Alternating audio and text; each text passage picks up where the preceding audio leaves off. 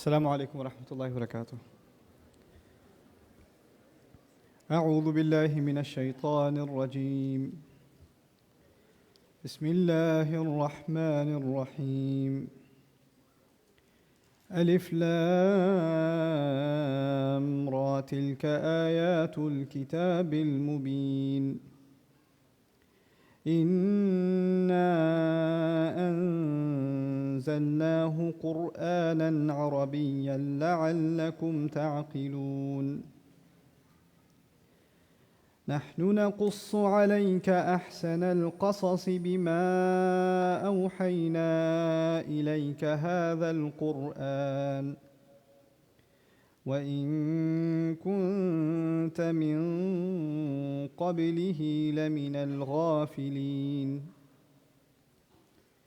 إذ قال يوسف لأبيه يا أبت إني رأيت 11 كوكبا والشمس والقمر رأيتهم لي ساجدين.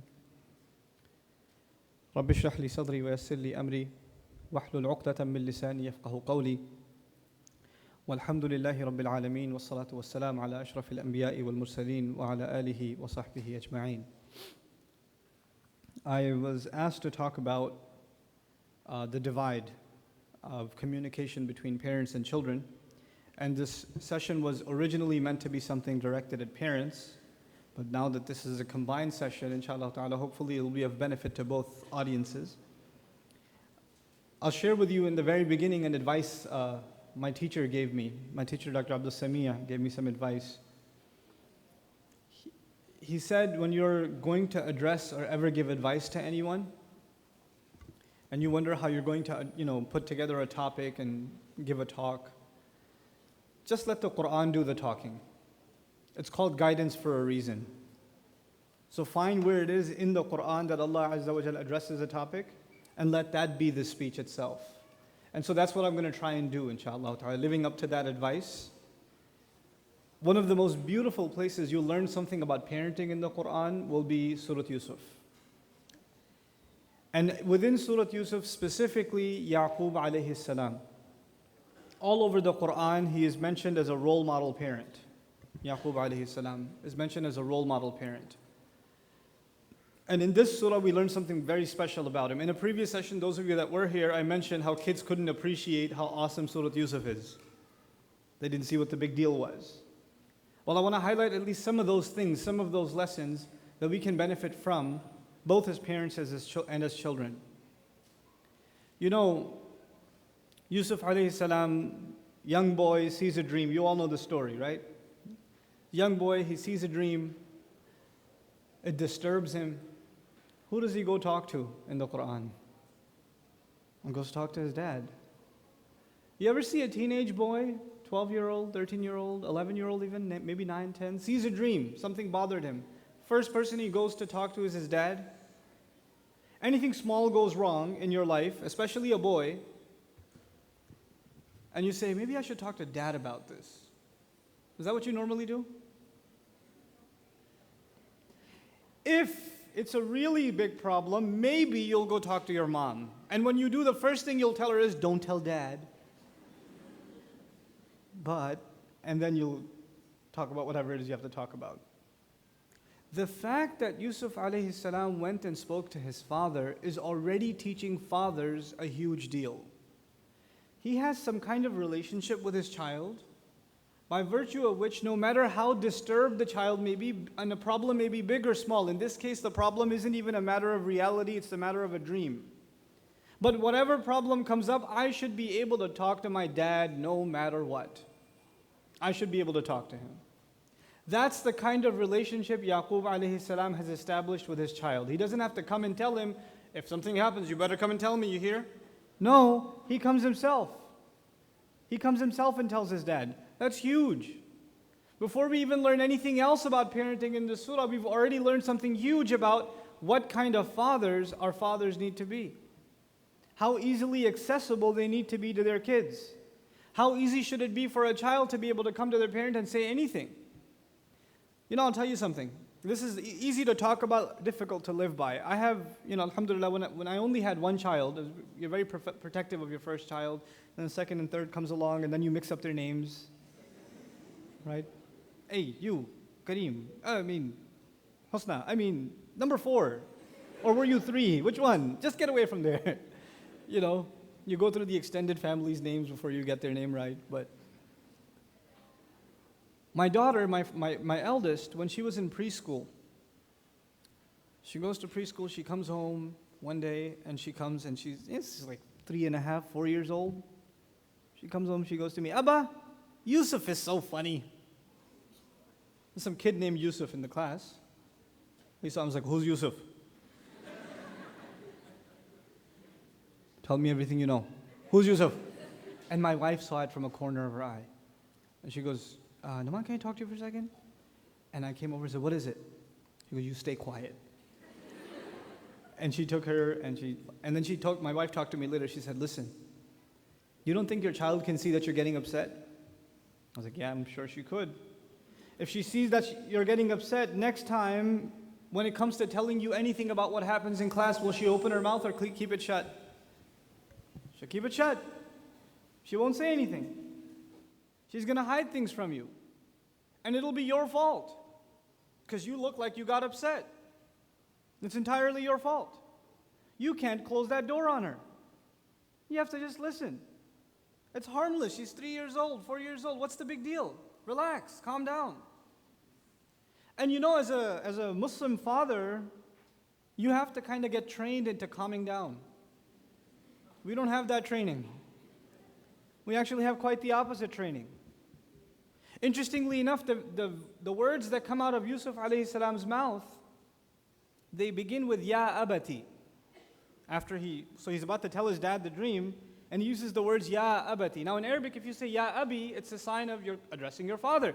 When you say Ya Abati and you add that ta that you hear, it's a show of respect. Oh, my noble father, my respected father, my beloved father, Dad, I love you. It's like these terms of respect have been added just by that ta when he addresses his dad. What we're learning is not only is his child ready to communicate with him at any point, at the same time he's also extremely respectful.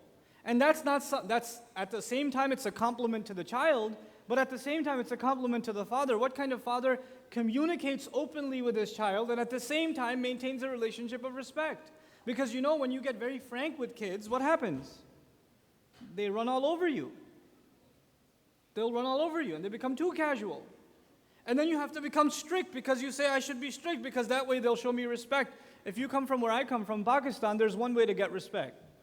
If you're a father, be as harsh and as mean, as nasty as you possibly can be, and that is the way you get respect. You never hear your name said nicely. If your name is Abdullah, you don't never hear that say, Abdullah, could you come here? Abdullah! And you better show up looking all scared. You can't smile. If you're smiling at your dad, you're like, what? What is this? What are you looking at? Being angry, whether you're, and by the way, this isn't just for Pakistanis, even though we're awesome at it, right? It's parents all over. Muslim parents are generally very harsh. And they think that's what you're supposed to be. You're supposed to be disciplinaries. Especially the father should be tough. So when he walks into the house, there should be absolute silence. Everybody should drop what they're doing. Dad's here. Like everything's going well in the house, everybody's playing around, things are happening, and Dad's in the driveway. Huh. Sit still. Don't look around. There's that culture. What Yaqub alayhi salam is teaching us is the opposite. This child is most comfortable talking to his father. Even about a dream. And when he addresses him, he commands this respect. What I'm trying to get at is, we thought the formula for getting respect from your kids is being harsh and mean. Being loud. Being scary. That would be the way I will get the respect of my kids. Maybe that worked in Pakistan. Maybe that worked in Cairo. Maybe that worked in Palestine. Maybe that worked in Syria and in Bangladesh. It ain't working here. This here is America. It ain't working here. And you've already tried it and it hasn't worked. And then you come to the imam and say, my teenage boy doesn't listen to me. What should I do? What you should do is realize where you live. First of all, seriously. You're in a culture where your kids go to school. Your kids go to school and they go with other non-Muslim children who, when they address their mom, they don't say mom, they say, Samantha, come here. That's what they do. It's normal for them. That's normal for them. And your kids go to school with other children who, when they're talking about their father, say, my dad, man, he's so weird. That's the nicest thing they'll say, by the way. That's not the bad stuff yet. And kids talk about their parents just like they're talking about some idiot. Seriously, that's what they hear all the time. And then you have our children, the parents here, many of you have funny accents, at least to your kids. It sounds funny, it sounds weird, And we're trained in a culture to constantly make fun of other people. We're just trained that way. So guess what? If you're an easy target, your kids behind your back are even making fun of you. There's no respect, is what I'm trying to say. And your idea and my idea was if we're extra harsh, we'll get their respect. No. If you're open, if you're a genuine friend to your children, if you're a source of nurturing and protection for them, you will have their respect like nothing else will gain it. And you will maintain a communication with them that otherwise cannot be had. One of the biggest problems we have between parents and children is that children, as they get older, they stop talking to their parents. They don't talk to them. How many parents here have teenage kids? Let me see your hands. Inna lillahi wa inna ilayhi raji'un. Honest to God, I am terrified for all of you. I went to a youth program with my daughter who was 7 at the time. I took her to a youth program where there were 500 teenage kids. 250 boys, 250 girls. It was a weekend thing. All these high school kids are there, Muslim kids. And these are supposed to be the good Muslim kids. These are the boys that somewhat look like they're praying. And these are the girls that, I think that's a hijab. Right? These are those kids. I spent some time with them walking around on campus, and then I had to just walk away. So I took my daughter, and we're sitting far away on a bench, and I'm sitting on a bench, and I'm crying. And my daughter asked me, why are you crying, Abba? What happened? I said, you're going to be one of those things in 6 years.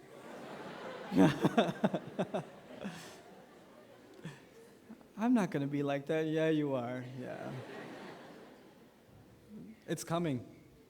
Everywhere when I first had a child, I used to be like, man, this is hard, changing diapers. They're crying, you got to wake up at night, burp them. You pick them up, and they won't go to sleep. Then they start teething. They got a fever, all this stuff. It's hard. For early parenting, it's hard. So you go to parents who have older kids, you say to them, hey, it gets easier, right? When they're teenagers, it gets easier, right? And they say, enjoy this. I'll take the smelly diapers any day over my 15-year-old. Man, it's crazy. There is a gap, but there's something to be said about the role of parents in creating that gap. Though the crime is on both sides. I'm going to start on the parent side. Especially fathers, guys, especially fathers. You come home from a long day of work, you sit home, and all you want to do is nothing. You just want to watch TV, flip the channels, watch news, watch where the Dow Jones Industrial Average. You want to check what's going on in the world, even though you won't remember any of it, nor do you care, but this is your form of entertainment. And your kid comes over, your 5-year-old comes over. Dad, look what I made. Look what I did. Dad, play with me. Come on, let's do something. Let's play tag. And they're talking to you. What are you doing? Could you leave me alone? I'm trying to watch the news. And you'll call his mom. Hey, Fatima, can you get rid of him, please? I just came home from work. I need some peace. I don't need to hear this. Don't you have toys I bought you? Go play with those. Same child, 10 years later. He's 15 years old, and you're picking him up from school, and you say, so, son, how was your day? I don't know. What'd you do? I don't know. Did you talk to any friends? Maybe. Where are you going to go later? Somewhere. What are you going to do? I don't know. They won't talk to you. And then you come tell the imam, my kid doesn't talk to me. Yeah, you didn't talk to him. You didn't talk to him all this time. You didn't have time. You didn't create a relationship first. How is it going to just come out of nowhere? It doesn't. And those are the ages, by the way, 10, 11, 12, 13. Those are the critical ages. At those ages, before then, children are most obsessed with making their parents proud. Doesn't even matter what religion you're from. This is just pure child psychology. Young children just want to make their parents proud. They want to show their parents what they've done. The biggest source of influence to them is their parents. Not in my household. I shave my son's head and I say, that looks cool, I'll do it myself. So it's the other way. But usually kids want to be like their parents. They want to do everything their parents do. If I'm sitting there typing on a laptop, I'll tell even my 2-year-old, I'll give him a toy, he'll leave that alone. He wants to type on the laptop. Why? Because Abba's doing it. They want to be like you. But that changes as they get to a certain age. Now they want to be like their other friends. And more importantly, they want to be nothing like you. They want to be the exact opposite of everything you are. They go through that phase. They're getting into a dangerous age. And that critical age, if you didn't already have a very open, friendly, clear, transparent, loving relationship, if that wasn't already there, you're in for some serious trouble. There's some serious trouble headed your way. I bring up Surah Yusuf because at a young age, he's already showing respect and open communication. That's critical for both parent and child. How many of us are having dinner every night with our children? And when you do sit and have dinner, how many of us are actually talking to our kids? Actually talking to our kids. In the age of cell phones and texting and all this other stuff and cognitive dissonance, you can't even carry a real conversation with another human being, let alone your children. And alhamdulillah, I have 3 girls. 2 of them were going to school up until last year. Now all 3 of them go to school. And I used to pick them up from their school. Do you know how much girls talk? Energizer Bunny's got nothing on girls. They could talk and talk and talk and talk. You could fall asleep, you'll wake up, they're still talking to you. They're still talking to you. They don't stop. And so I'm picking them up from school, and Waliya starts telling me, Abba, you know what happened today? My hair clip fell out. My hair clip, the purple one fell out, but the pink one was still there. When the purple one fell out, my friend said, hey, your purple one fell down. Pick it up. So I picked it up. I said, it's a little dirty. It's not that dirty. Then I cleaned it up a little bit. When I put it back on, I didn't get on the right way, so I took the purple one off and the pink one off too. And then my friend helped me put it back on. And you know what I should do at this point? I should say, yeah. Like I'm totally zoned out, not listening. But actually, I have to make it a conscious effort to actually listen and say, so what happened to the pink one then? What about the purple? I have to actually listen. Because and if you're not listening, your kids know. Your kids know. Especially girls, they're really sharp. They pick it up. Like I said, blah, blah, blah, blah, blah, and you're going to say, they'll throw in, can I have $50?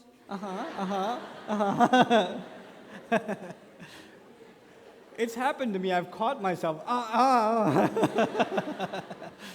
Right? It'll happen. It'll happen. But we have to become good listeners, especially the fathers. Especially the fathers. The moms naturally, Allah has given them certain gifts. Like parenting comes more naturally to a mother. Allah has given her that gift. He just makes her nurturing, soft, caring, concerned, just naturally. Fathers have to work on it. You're sitting at home, your child falls down. Who gets up immediately? Oh, mera bacha, oh, yeah. Who does that? The father?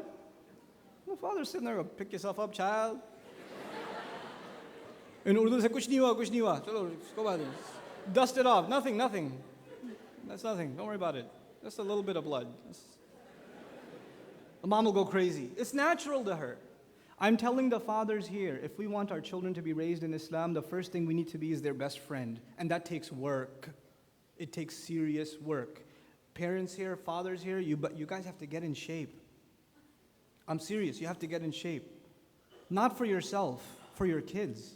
You come home, your kids want to play with you, and you just, Abba, pick me up, throw me around, do this. You do a little bit of that, and you're like, Abba's got to lie down, hold on. That's not how you raise kids. Taking our kids hiking, playing sports with them, taking them to the backyard. Even if they're playing video games, play video games with them. Play with them. Play the Wii with them. Bowl with them. I don't care. Just do stuff with your kids. It's a critical part of opening barriers. So they can talk to you about anything. Because I'm telling you, when they reach a certain age, the need to talk to someone will always be there. You would rather that person be you, not some non-Muslim friend who will give non-Muslim kinds of advice. You would rather that be yourself. You don't want to discover your child has developed another personality later on in life because you never talked to them and eventually you actually engaged in a conversation and you realize, whoa, this is a different person. Who are you? You've been living under my house all these years? When did this happen? Oh, it done been happened, Daddy. It been happened. You just never knew. You were busy. You were busy. You have to make special time for your children. It has to be just their time. And if you have multiple kids, you have to go out of your way to make sure each child gets individual attention and time from you. No one else, you. No toys, no gadgets, no nothing. Just you. It has to be there. It's absolutely critical. Now let's talk about what Yusuf alayhi salam said. What did he tell his dad? إِنِّي رَأَيْتُ أَحَدَ عَشَرَ كَوْكَبًا وَالشَّمْسَ وَالْقَمَرَ رَأَيْتُهُمْ لِي سَاجِدِينَ. The translation says, I saw 11 stars, the sun and the moon. I saw them making sajda to me. There's so much missed in that translation. First of all, he mentions the verb I saw twice. He says, I saw 11 stars, the sun and the moon. Then he stops and he starts over again. He says, I saw. Have you ever seen a child who's reluctant to tell you what happened in the playground? They come home dirty. Or some other kid's crying. What happened? I was playing, and I was playing, and then I was playing, and then when they get to the part that'll get them in trouble, they'd rather what? Start over again. Quran is teaching us Yusuf alayhi salam was so disturbed by his dream, when he gets to the part that really bothers him, Al-Qamar, his dad making sajda too, he's so bothered by that, he starts over again. رَأَيْتُهُمْ. Then he says, Li. He doesn't say, رَأَيْتُهُمْ سَاجِدِينَ Li. He says, رَأَيْتُهُمْ Li sajid. This is called مُتَعَلِّق بِالْخَبَرِ الْمُقَدَّم. That's a grammar term. What it means especially is, to me they were doing sajda? Why me? He was shocked by that. The part that he was disturbed by is mentioned in disturbing language style. Then he uses the word sajideen. Sajideen in the Arabic language to make sajda is only used for people, lil-aqil. The Arabic word to use for non-human things making sajda is either sajida or sajidat. He uses sajideen. This is the language of Yusuf alayhi salam. This is how he's expressing the dream. You know what Allah is telling us? By him using the human, one of the interpretations of that is, it is as though this intelligent boy had already figured out what his dream means. That's what disturbed him even more.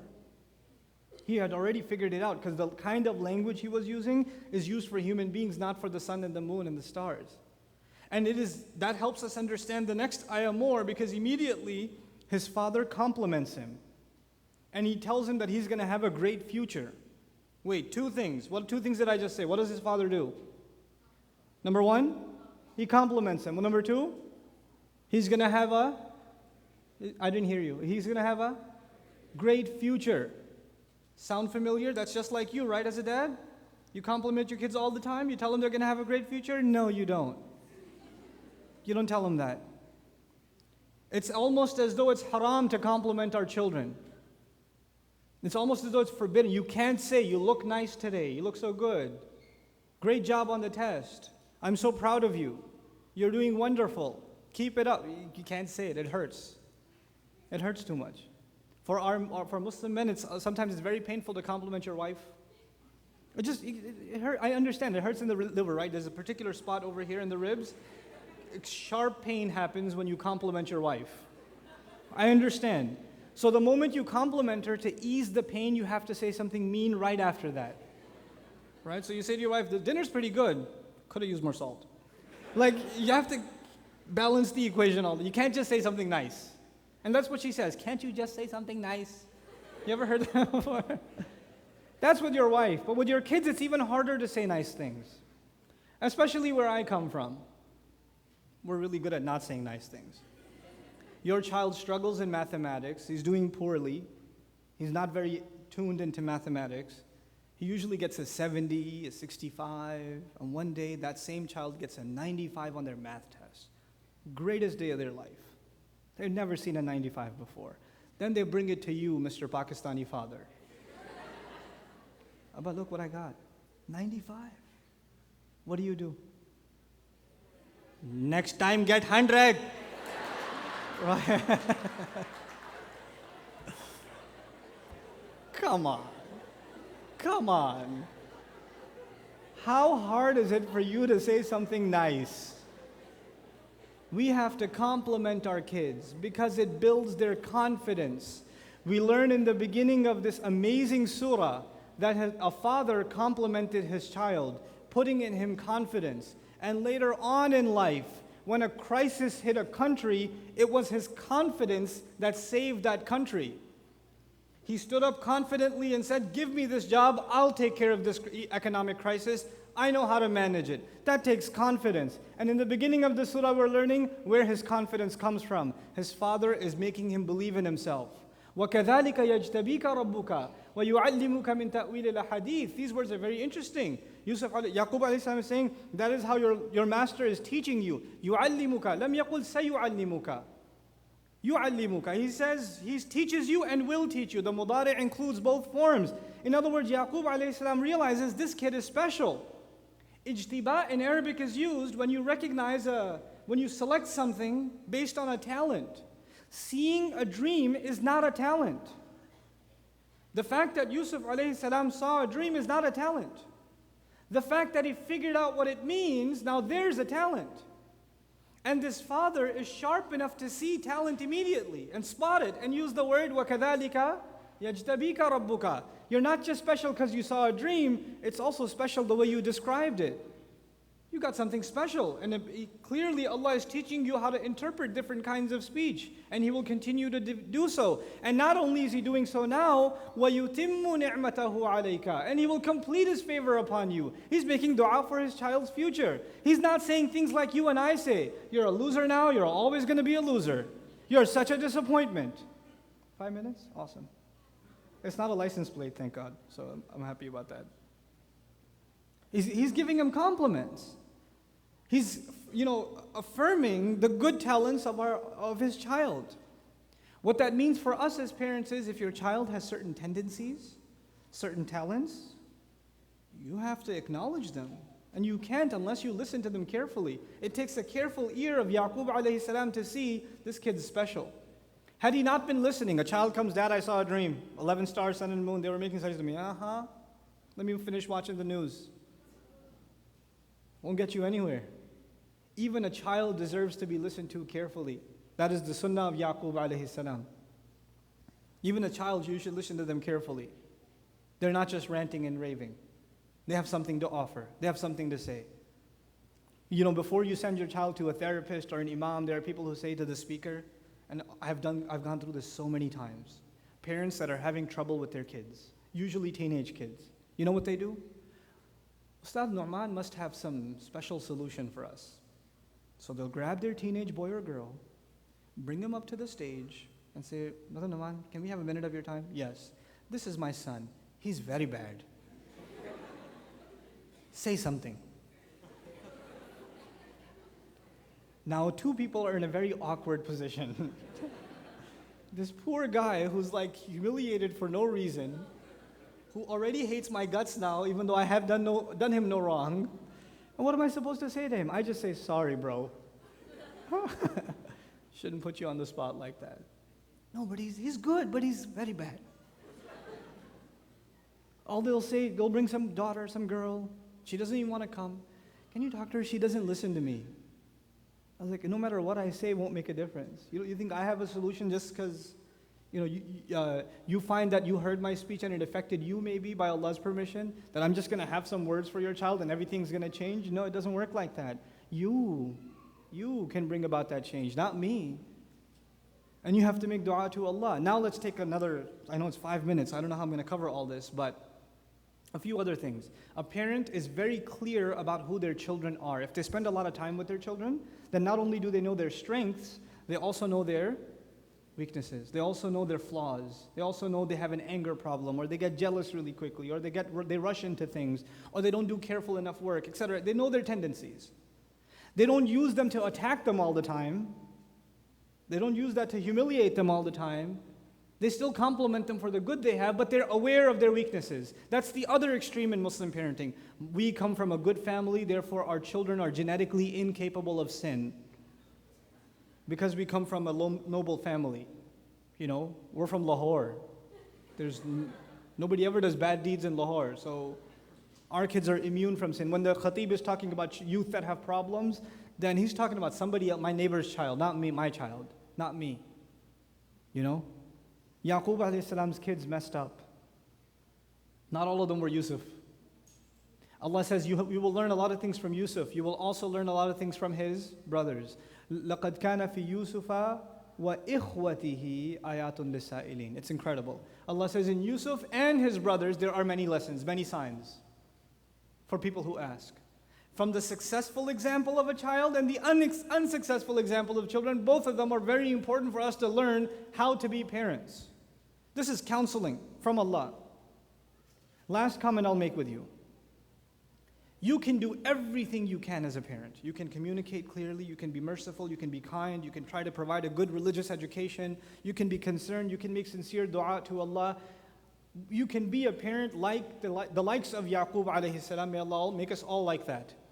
Good parents like Yaqub alayhi salam. But that does not guarantee that your child, when they are no longer a child, when they are an adult, that does not guarantee that they will commit themselves to guidance. You don't have that in your hands.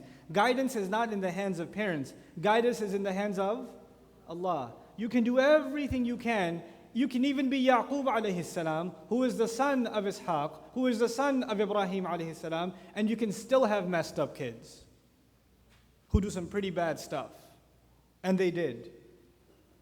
So I'm saying to you, just because you put in your effort does not mean guidance is guaranteed for our children. A point comes where even Luqman has to tell his son, and we understand that Luqman radiallahu anhu would have been an amazing father. He still has to tell his son, Ya bunayya la tushrik billahi inna shirka la dhulmun azim. Yaqub alayhi salam, his children have already made tawbah. You know, at the end of the story, they made tawbah. Everything was good. Everything was good in the hood, basically. He's about to die, and he's still not sure whether they will be guided or not. So he says, "Ma ta'buduna min ba'di? Am kuntum shuhada idh hadara Yaqub al-maut? Idh qala li banihi ma ta'buduna min ba'di?" Were you around when death came, presented itself to Yaqub? What did he say? What are you going to worship after I'm gone? I'm not sure. You better, because you're on your own at that point. You're on your own. Rasulullah sallallahu alayhi wa sallam tells Fatima radiallahu anha, Ya Fatima bintu Muhammad, ittaqillah, fa inni la amliku laki min Allahi shay'a. You should have taqwa of Allah. I will have no authority for you before Allah. You're on your own when it comes to guidance. We have to instill that into our kids. That's a critical teaching that we have to first internalize ourselves and instill it into our children. Last bit, I promise. I'll stay within my, is there a timer? I'm good? Okay. Last bit. In regards to this conversation, the patience of parents. This is probably one of the most important points I think I can make. I haven't been tested with this yet, but I'm sure I will be as my children get older. Some of you are being tested with this already. Your children, as they become teenagers, they start turning into monsters. They talk back. They roll their eyes. They say obnoxious things. They speak under their breath. You tell them, did you finish your homework? I don't know. What'd you say? Nothing. I heard you say something. You're always telling me something. I'm not lying. I didn't say anything. Right? They become so epic in their emotions. Can I go over? Can I go to their house for a sleepover? No, you can't. You never let me do anything, ever. I've never been happy in my life because of you. They become really epic. They're like these monsters living in your house. Like you're almost afraid to talk to them. Like if you talk to them, they'll explode. Zainab, what? You know. But you know what? At that point, as they start getting older and older and older, they become more and more independent. I'm talking to the parents for a second. You used to change their diaper. You used to put food in their mouth. You used to burp them. You used to clean them. You used to feed them. You used to clothe them. They didn't decide what color clothes they'll wear or what size diaper they'll put on. You did that for them. They were completely under your control, completely. And then as the years go by, you lose a little bit of control, then you lose a little more control, then you lose a little more control, then you say you will go to that college and say, no, I won't, I'm going to go to that college. You're going to do this major? No, I won't, I want to do that major. You're going to marry her? No, I'm not, I'm going to marry her. Okay, once you get married, get a job here? No, I won't, I'm going to go get a job there. I'm going to live here. I'm going to name my kids this. You start losing control as they get older. And when that happens, you feel angry. How disrespectful my children are. They don't listen to me. They don't listen to me. You know, at that point, I want you to appreciate something. Especially with rebellious kids. First of all, there's a time you have to learn to let go. They're adults. You shouldn't try to control their life. When they get married, leave them alone. Be nice to them. Be nice to your family. Be nice to your son. Be nice to his wife. Just let them live their life. Don't invade their life.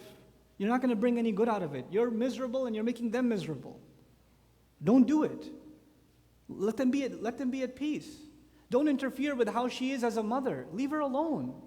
Just let her be. Let her breathe. And and on the other hand, of course, to balance the equation, sometimes the husband will not give the rights of the parents, and just for the sake of the wife says, don't go to your parents' house, and he says, I won't go. No, men have to balance all of these things. But this conversation is particularly about parents who don't know when to put the brakes on and let go a little bit. You have to let go for the sake of your children. Not just in their deen, but in their akhirah too. If you're not happy with them, how can Allah be happy with them? You're digging their hole in Jahannam. When you're constantly unhappy with them, learn to be happy with your kids. When you think about all the things. Usually, our Muslim parents, when they think about their children, they think all of the things they should complain about. Think of the things that are wonderful about your child. Thank Allah for the ni'mah of your child. Be grateful for what you have. So what if it's not perfect? This is not Jannah. It's not Jannah. So this was the point I'm building up to. This one point. Yaqub alayhi salam's sons messed up pretty bad. They didn't just mess up his car, right? They didn't just break the kitchen sink. They didn't do some minor damage. They left their brother in the woods. That's pretty big. If you do something messed up and your parents find out, you scratched up the car, you put a virus on your dad's laptop, you went through your dad's, those files that are useless papers that he has in the house that he never reads, but you never lets you touch them. You accidentally shred those. The ones that he'll never read ever, but they're really important to him for some reason. One day he'll make paper planes of them. But now, you can't touch them though. So you shred them by accident. What's your dad going to do if he finds out? I don't want to know. I don't want to know. He'll explode. He'll explode. These guys come into the house before Yaqub alayhi salam, showing him a fake blooded shirt. What does he do? You know what I was expecting? If you don't know the story and you get to that point, you're like, oh, this is going to be bad. These guys are going to get it. What comes next? فَصَبْرٌ جَمِيلٌ. I'm just going to find beauty in patience. When I read that as a father, I could not understand it. Why? It was almost like I'm sitting in the same room with Yaqub. I'm like, why? Why'd you say sabr? What? You should be angry. Hit them. At least smack one of them. One of them. Nothing. He says, sabrun jameel wallahu al-musta'an. He knows they're lying. He says, I'm going to have sabr. Why? The question is, why did Quran tell us that? It's a really important question. Because that same question comes up in your household life all the time. Your kids say things, do things that make you so angry. And your immediate response is anger. And the response of Yaqub alayhi salam is patience. The question is why? Because he's a really, really, really intelligent father. We learned that from the beginning of the surah. He knows his kids very, very well. They haven't even planned against Yusuf yet, but he said, watch out, they might plan against you. Did he call it? He called it like a play. He called it because he knows his kids. So he also knows there are times when yelling at your children will make things worse. And the only thing you can do is patience. This is one of those times. Yelling at them will not do any good. The only thing left is patience. Some of you not learning it. You yell at your kids, your 18-year-old. You yell at him, he yells back, he slams the door, he walks out of the house. You yell at your daughter, she starts crying, she doesn't talk to you for 3 days. Then you yell at her again, it happens all over again. You refuse to learn the lesson of Yaqub alayhi salam. Sabrun jameel. There's an age your children reach where all you can do is have sabr and make lots and lots and lots of dua. And then somebody will come up to me at the end of the speech and say, brother, I've been doing sabr. It's been like 3 days I've been doing sabr. Nothing has changed. You can't put a timer on your sabr, guys. Yaqub alayhi salam has sabr. Does it pay off eventually? Do those kids eventually come around by Allah's grace? They do, right? Does it happen the next week? 6 months from then? A year from then? 2 years from then? 10 years from then? It happens a while later, right? Just trust Allah and have sabr at a certain point. These are some basic teachings of Allah's book. These aren't just stories. These aren't just stories. These are the best of all stories. Why? Because every little bit of this story has things that makes my life better. May Allah Azza wa Jal make our lives better by His guidance. Barakallahu li wa lakum. Assalamu alaikum wa rahmatullahi wa barakatuh.